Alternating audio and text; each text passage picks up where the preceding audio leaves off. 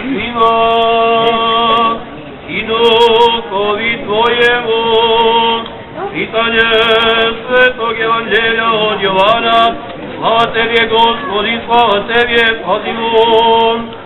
Po vremjano zide Isus u Jerusalim, ješe u Jerusalim i noći kukali jaže glagole Tebejski viteza.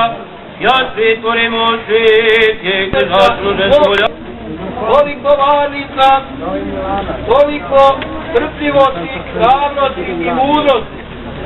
Ovome mjestu, parohiji, našim domovima, svima vama, draga braćo i sestre, i vas cijelom srpskom narodu, neka je nazdravlje ovaj praznik i neka svima bude na pomoći, sada i uvek i u vekove vekova. Amin. Ja sam htjela malo. Ne može. Samo da nam svijem stran.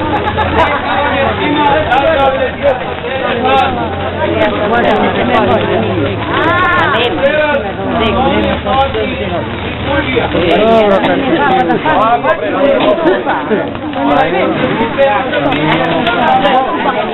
To ne izgorišta.